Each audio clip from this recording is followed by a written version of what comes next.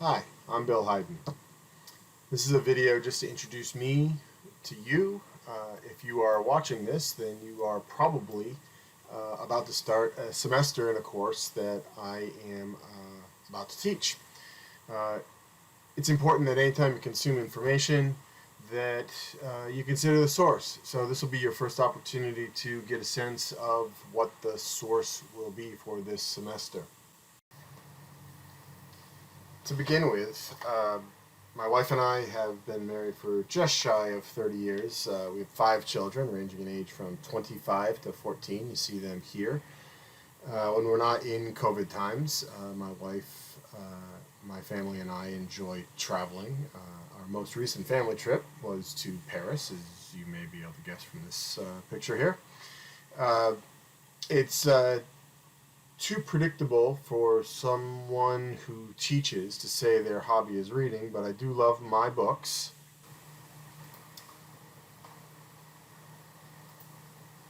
And I don't do as much as I'd like, but I really do enjoy hiking. I have spent a lot more time in the last couple of years hiking, in particular the Appalachian Trail. This is actually a picture taken by me of my hiking partner on the Appalachian Trail last winter.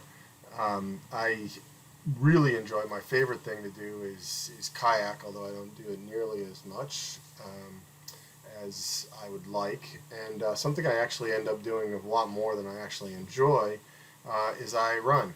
This is me recovering from a run prior to running my first and thus far only marathon. I also, when I'm not teaching, I am the executive director of Levo International, and Levo is a food security organization that works in both the United States and in underserved areas of the United States, as well as in developing economies. I have spent much of the last 5 years in Haiti working on training and installing systems that will provide communities with food security.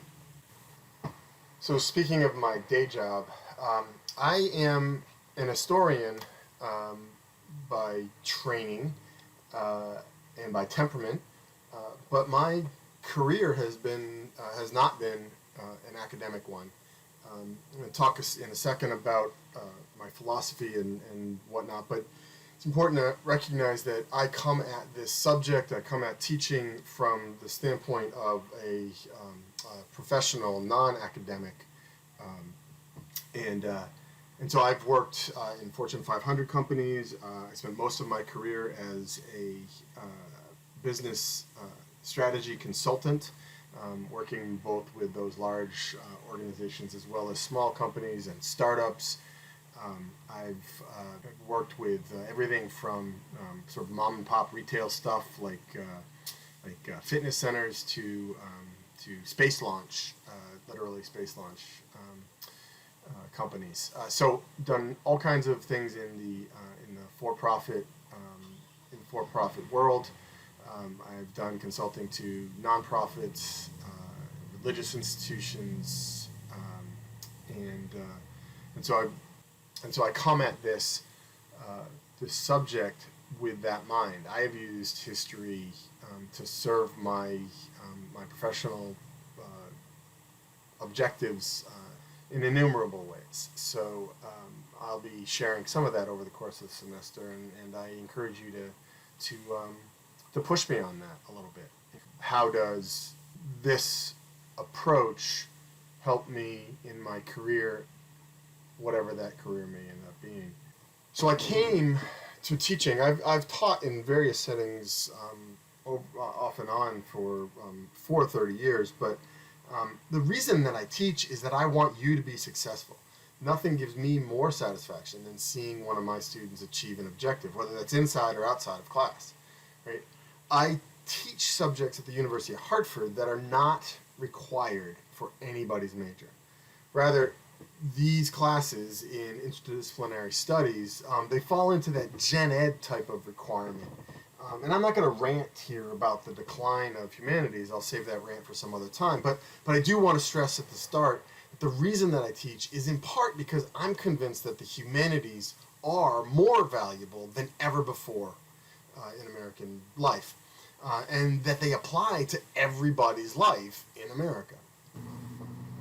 The humanities are relevant in part because one of the things that's missing today from public discourse, aside from anything that resembles discourse, is an appreciation for the difference between facts and evidence and opinion. Anyone can have an opinion.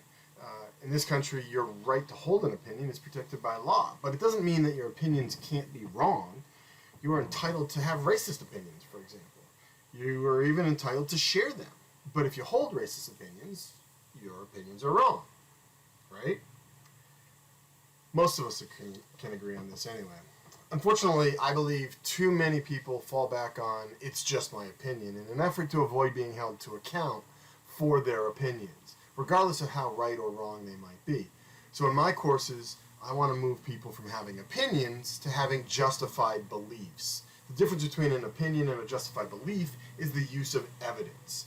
Evidence answers the question, at least it should, why do you hold that opinion? The big caveat here, trial attorneys would tell you this, that while sometimes one single piece of evidence might tip the scales, it's generally going to be the preponderance of the evidence that is going to lead to the proper verdict. Too often today, we see arguments that go something like, this guy said this, that means he's a fill in the blank. One statement can, in fact, be revealing, but it doesn't prove anything all by itself. So it should become our habit to interrogate the evidence and the sources of evidence, understand how evidence fits together and how it contradicts itself. Okay, last thing before we talk about office hours and that sort of thing, keeping in touch, I want to mention that the things that I think are really important, because I know that they are important to employers and I know that you all want jobs at some point, I'm going to be paying a particular attention to helping develop skills around self-development, around communication, around leadership, critical thinking, teamwork, equity and inclusion, and technology. And while all these skills are valuable, I just rank ordered them from my perspective. So you'll notice that technology comes last. It is important to note this because frequently people believe that technology is the most important thing of all, particularly in education. People have to learn technology, right? I disagree. I think it's worth noting also that there's significant overlap between these skills. So what that means is that if you are in the habit of self-development, if you're a good communicator, if you're a good leader, and you've developed strong critical thinking skills, you will be better at teamwork, and you will be better at delivering equity and inclusion, and you'll be better at adopting technology. So keep these things in mind when we wonder about why are these assignments structured the way they are, et cetera, et cetera. Okay, so lastly, let's keep in touch. My office hours are going to be on Zoom from 4 to 5 o'clock on Mondays and Tuesdays, or by appointment. If you have if you need to talk other than 4 to 5, certainly reach out anytime. I'm very flexible in finding places and times to meet. If you need to get me not during class, not during office hours, you will reach me at hayden@hartford.edu. If you have an emergency, you can text me at 860-558-3303. And you can check in with me on a variety of issues or things that I think that I've been working on, etc. Through LinkedIn. Bill Hayden is the label. All of these contact points will be listed in Blackboard, which you can find on the UHeart website, and we will be using Blackboard to keep up to date. We will have a syllabus, but Blackboard will be the place where things are most current. If something changes, it'll be updated in Blackboard. If I have an announcement to make, I will make that announcement through Blackboard and have it posted in Blackboard. All the assignments, all the rubrics, all the reading material, all of that stuff will be on the Blackboard. Well, thank you very much for paying attention, and I look forward to working with you this semester.